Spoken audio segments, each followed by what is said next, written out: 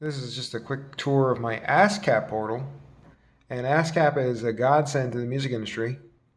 So I have about 1,227 placements of my music, probably a little bit more than that. Some of it's on radio, very little of it actually. And then I have about 655 works, but a lot of that is also like different variations of works.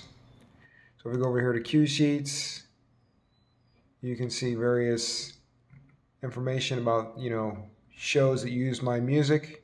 So we want a cool one right here, American Ninja Warrior. You may have heard of it. Got a couple uses in that one. All these episodes. Very nice placement there. What you would do is you would click on this, and it takes you into the cue sheet. And then the cue sheet has information of all the cues used in that show. The cues are just another name for the little bits of songs. So they don't use my song for the entire episode. Thank God. Mix it up. So we'll go back to works here. So these are like various works from various publishers, including myself as a self-published musician. Here's an example one from Sonaton, one of my favorite tracks because it has live orchestral music blended in with my MIDI mock-up styles. Thought that was pretty cool. It shows in this portals also, like if the track is used in a show, you can see cue sheet information for that track. It's a very nice feature of ASCAP. So here we have Josh Gates Tonight, and then some other shows here. SmackDown, you guys rock. You use a lot of my work. I watched a lot of SmackDown when I was a kid, so that kind of works out.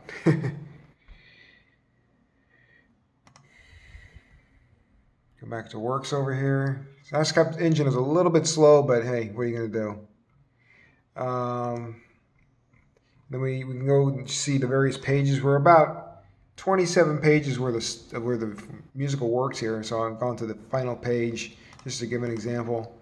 It's just my collection of works from various publishers from around the world, and especially in LA. And then also, like I said, my own stuff that I put in here. You can add your own works, and I actually have quite a bit more that I just haven't had an opportunity to add. And when you add them, you get like a special code from ASCAP, which helps track the song. So that's how that's one way they keep track of the usages of material to some degree. Like these are all television shows where my music was used in a quarter. So you can see examples of that. Please don't come to my house. I'm a nobody. Thank you very much. Anyways, I really get a kick out of hearing my music on TV when I have an opportunity to watch TV, especially. But I do mainly focus on trying to produce like quality music, and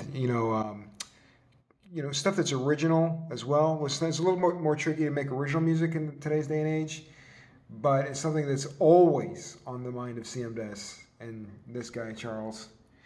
Because there's no point to being a composer if you're not going to be an original composer.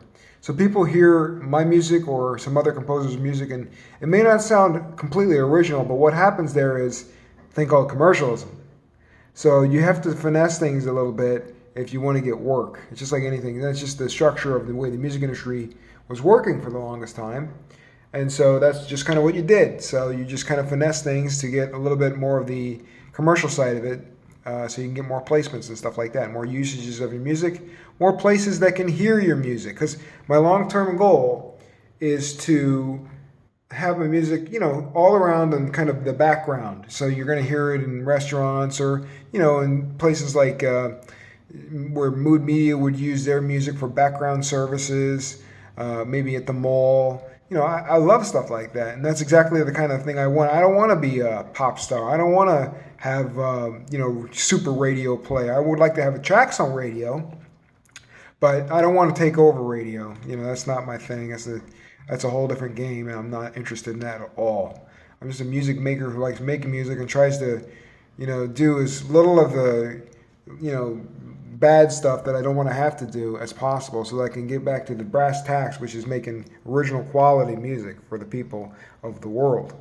so that I can also experience it for myself. So you can have good music and I can have the good music if I can just keep developing it. That's the whole point. So, but yeah, this is the gist of the ASCAP system, and I'm really grateful for ASCAP. I've been a member with ASCAP for about, I don't know, like 12 years or something crazy.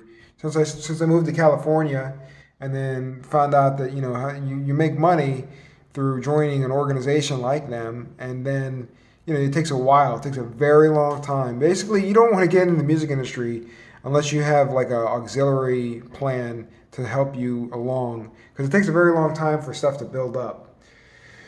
And but when it finally does, it's nice to have like an extra income, kind of a little bit of a side income. It won't last forever, but it's nice to have it as a cushion to get you through these wild times. So, but I really appreciate their service and helped me through quite a bit of strange times. So, anyways, I hope that I can continue to make incredibly unique content. And with the support of companies or organizations like them and the ecosystem of the music business, hopefully that will be the case. That's it.